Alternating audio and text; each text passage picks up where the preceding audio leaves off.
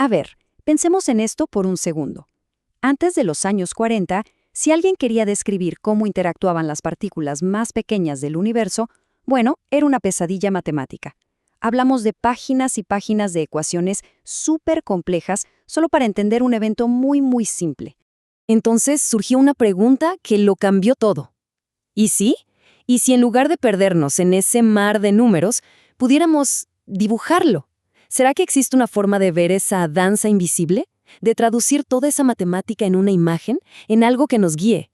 Y la respuesta llegó. En 1948, un físico genial, Richard Feynman, nos dio la solución. Creó sus famosos diagramas, que son básicamente un nuevo lenguaje visual para la física. Con ellos, las ecuaciones más complicadas se convierten en dibujos súper intuitivos. Ojo, no son una foto real de lo que pasa, sino más bien un mapa preciso de las matemáticas que lo gobiernan todo.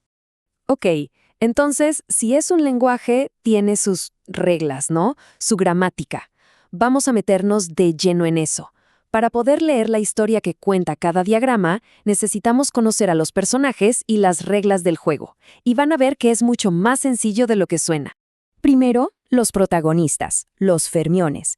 Estas son las partículas de materia, o sea, de lo que estamos hechos. Piensen en electrones, en quarks. En los diagramas son una línea recta. Pero lo más importante es la flecha. Porque esa flecha no nos dice a dónde van en el espacio, sino algo mucho más loco. Nos dice en qué dirección viajan en el tiempo. Y aquí viene un truco genial. Si la flecha apunta hacia adelante en el tiempo, ¡listo! Es una partícula normal y corriente. Pero ¿qué pasa si apunta hacia atrás? ¿Es que viaja al pasado? Pues no exactamente. Es una forma súper elegante, una convención matemática, para representar a su gemela malvada, la antipartícula, que en realidad se mueve hacia adelante en el tiempo como todo lo demás, un atajo visual que simplifica los cálculos de una manera increíble. Luego tenemos a los mensajeros, los bosones. Estas partículas son las que llevan las fuerzas de un lado a otro.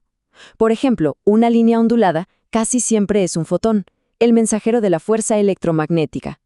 Otras líneas, como unas discontinuas o en espiral, representan a los mensajeros de las otras fuerzas, la débil y la fuerte. Y el momento de la verdad, el punto de encuentro, es el vértice, aquí es donde pasa todo. Es el lugar exacto donde las líneas se juntan, donde un fermión, de repente, emite o absorbe a un bosón. Y en este punto todo tiene que cuadrar. La energía, el momento, la carga, todo se tiene que conservar sí o sí. Es el corazón de la interacción. Bueno, ya tenemos el alfabeto y la gramática. Ahora sí, vamos a leer nuestra primera historia.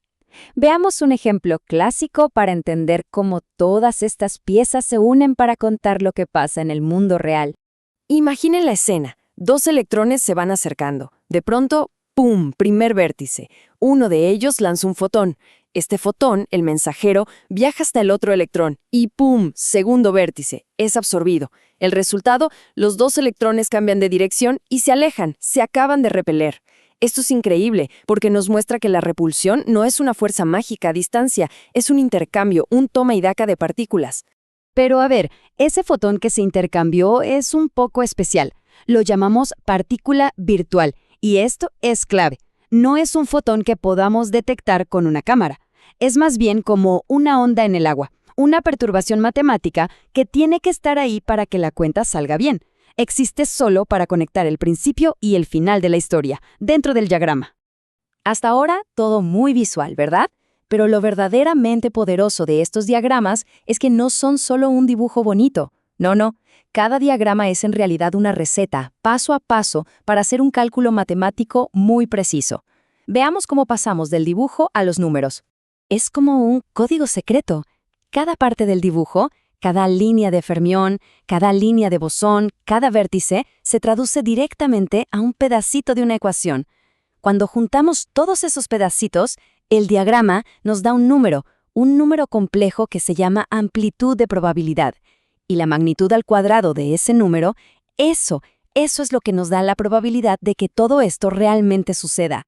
Y para las interacciones electromagnéticas, hay un número que es como la estrella del show. Es la constante de estructura fina, o alfa. Su valor es más o menos 1 entre 137. ¿Y qué nos dice este número? Pues ni más ni menos que la fuerza de la interacción. En los cálculos, este valor se asocia a cada vértice. Nos dice qué tan probable es que un electrón decida emitir o absorber un fotón. Pero, un momento. Para una simple repulsión de electrones, podríamos dibujar infinitos diagramas, cada vez más y más complicados. ¿Tenemos que calcularlos todos? Sería una locura. Pero aquí está la magia. Como ese número 1 entre 137 es muy pequeño, cada vértice extra que añadimos hace que la contribución de ese diagrama sea muchísimo menor. Así que, en la práctica, con calcular los 2 o 3 diagramas más simples, ya tenemos un resultado increíblemente preciso. Y esta idea, la de sumar todas las formas posibles en que algo puede pasar, nos lleva a una de las conclusiones más extrañas y profundas de toda la física cuántica, una idea que el propio Feynman ayudó a formular. Esto de verdad es para que nos explote la cabeza. La teoría dice que una partícula, para ir de un punto A a un punto B, no elige un solo camino. No. De alguna manera, los explora todos, a la vez. Todas las historias, todas las interacciones que podamos imaginar con los diagramas de Feynman están ocurriendo simultáneamente, y lo que nosotros medimos al final es la suma, el resultado combinado de todas esas infinitas posibilidades. Lo que nos deja con una última pregunta para reflexionar. Si una interacción no es una sola cosa que pasa, sino la suma de un infinito de historias matemáticas, entonces, ¿qué significa de verdad que dos partículas interactúen? Los diagramas de Feynman no solo nos dieron una herramienta para calcular el universo, nos abrieron una ventana para asomarnos a lo extraña y fascinante que es la realidad.